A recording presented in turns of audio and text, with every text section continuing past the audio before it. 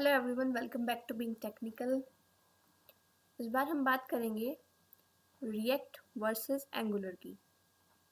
ठीक है, तो इसको थोड़ा डीप डिस्कशन हम करेंगे इसका कि इसमें डिफरेंस है क्या।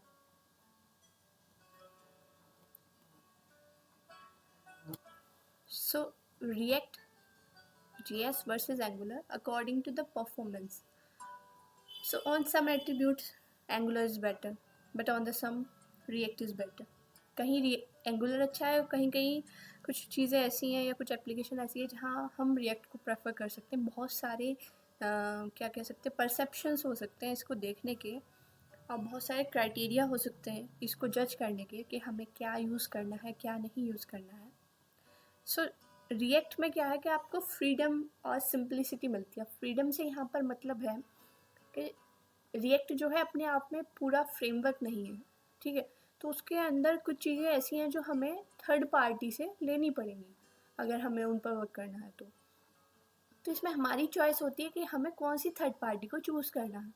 जबकि एंगुलर में क्या है कि उसका पूरा एक ऑलरेडी आपका मैच्योर्ड स्ट्रक्चर आपका डिफाइन है और आपको वही यूज़ करना है। तो यहाँ पर इस तरीके से यहाँ बोला गया है कि फ्रीडम होती है आपको कि आपको क्या यूज़ करना है या क्या यूज़ नहीं करना है। ठीक है, so we have to write less code to do more in React. और ये भी बात है कि जो रिएक्ट की बात होती है तो रिएक्ट में हम क्या कहते हैं कि रिएक्ट क्योंकि ये पूरा फ्रेमवर्क तो है नहीं, तो इसका डॉक्यूमेंटेशन इतना ज़्यादा नहीं है।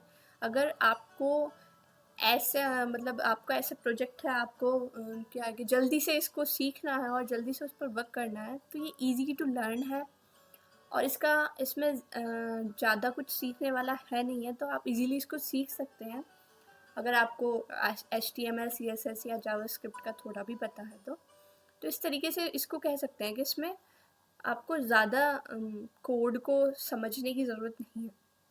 सो एंगुलर में क्या है कि आपको उसको थोड़ा टाइम देना पड़ता है, वो पूरा फ्रेमवर्क है तो उसको थोड़ा टाइम देना पड़ता है उसके कॉन्सेप्ट्स को समझने के लिए। थोड़ा रिएक्ट JS का थोड़ा ऐसे इंट्रोडक्शन पढ़ लेते हैं कि था क्या। तो ओपन सोर्स लाइब्रेरी है जावास्क्रिप्ट की, राइट। कंप्लीट पैकेज है, आपका कंपोनेंट बेस्ड स्ट्रक्चर होता है। आपका एंगुलर भी कंपोनेंट बेस्ड ही होता है और ये भी आपका कंपोनेंट बेस्ड ही होता है। इसमें जो मेन चीज़ होती है वो होती है JSX। JSX हमें ये पावर देती है, ये एक तरीके से एक्सटेंशन है HTML का ही, कि हम HTML के साथ साथ जावास्क्रिप्ट में आप HTML को लिख पा रहे हैं। ठीक है, तो वो आपका JSX होता है। तो थोड़ा सा जो न्यू वन होते हैं जो, तो उनके लिए थोड़ा स्ट्रक्चर अलग रहता है, लेकिन जब हम इसको थोड़ा समझ लेते हैं तो फिर चीज़ें समझ में आने लगती हैं JSX को कैसे लिखना है। तो JSX का इसमें यूज़ होता है, तो वो एक अच्छा स्ट्रक्चर भी है क्योंकि आपको UI को हैंडल करना, साथ ही साथ आप उसके लॉजिक को वहीं पर, तो थोड़ा इंटरेक्टिव बन जाती हैं चीज़ें। ठीक है,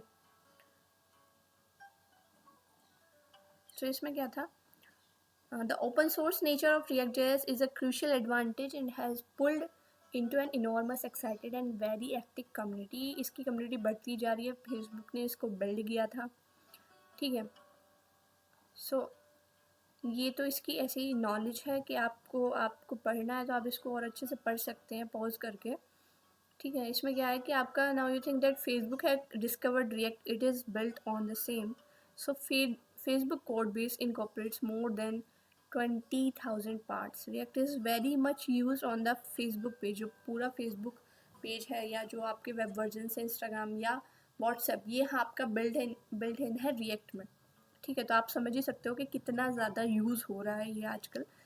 सो ऑलमोस्ट यूजिंग, चाहे आप मीडिया आर्टिफिशियल इंटेलिजेंस की बात करें, जो भी इनमें जो UI या जो भी आपकी मोबाइल एप्लीकेशन या फिर आपका डेस्कटॉप एप्लीकेशन, हर एक तरीके वेब एप्लीकेशन में तो यूज़ होता ही होता है। तो इसमें किसी भी तरीके की एप्लीकेशन में आप इसको यूज़ करते हैं, इसकी कोड स्टेबिलिटी अच्छी होती है, प्रोडक्टिविटी अच्छी होती है, और इसमें मेटा डेटा को इंक्वायर करने के लिए SEO फ्रेंडली होता है। ये huge people are using it. So reasons to choose React.js, तो सबसे अच्छी बात तो ये इसकी एक्स्ट्रा ऑर्डिनरी प्रोडक्टिविटी है, SEO इफेक्टिव है, कंपोनेंट्स बेस्ड स्ट्रक्चर होता है आपका।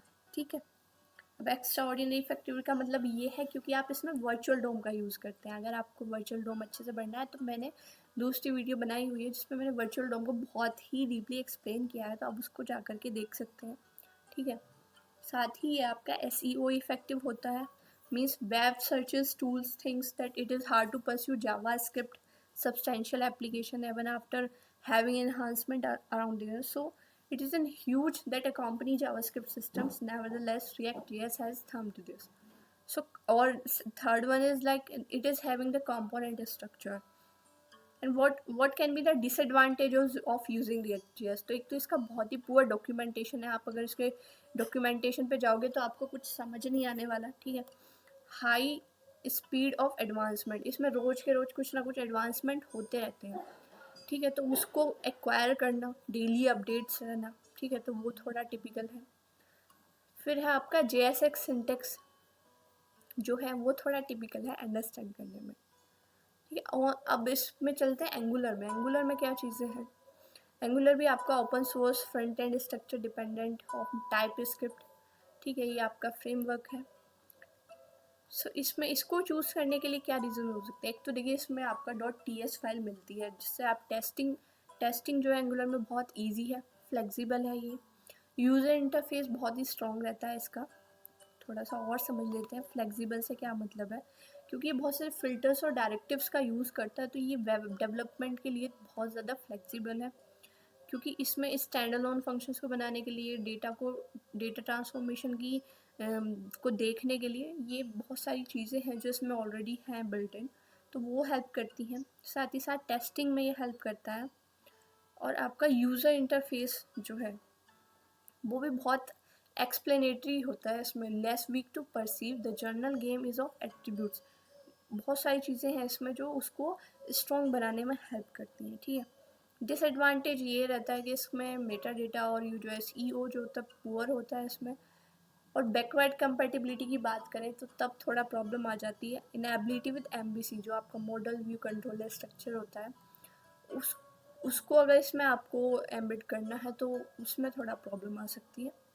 ठीक है, तो और ज़्यादा डीप में जाने के लिए आप ये पूरा पढ़ सकते हैं पॉज करके। तो हम इतना ही देखते हैं इसको। फिर अब हम ये बात करते हैं कि ओवरऑल कैसे चल रही हैं चीज़ें।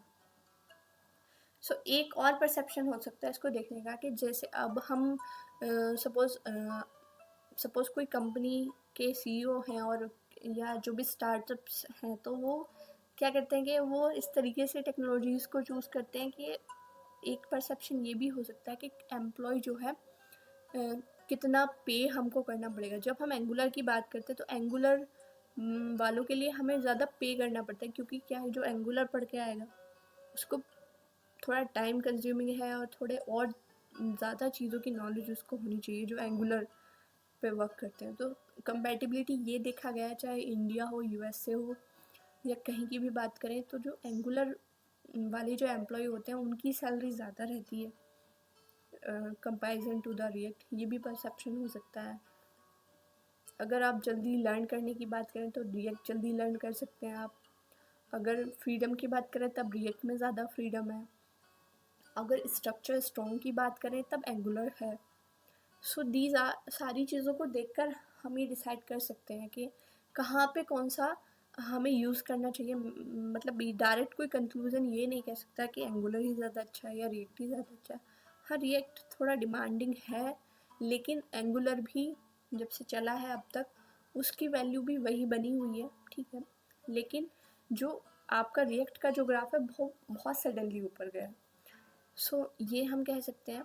लेकिन हाँ, जब स्ट्रॉन्ग की बात आती है या आपके UI इंटरफेस को बहुत ज़्यादा इंटरेक्टिव करने की बात आती है, तब हम हाँ एंगुलर को कहीं ना कहीं हम सोचते हैं, क्योंकि बहुत ही ज़्यादा स्ट्रक्चर्ड है वो। ठीक है, और उसका डॉक्यूमेंटेशन भी अच्छा है थोड़ा आपके रिएक्ट के अकॉर्डिंग।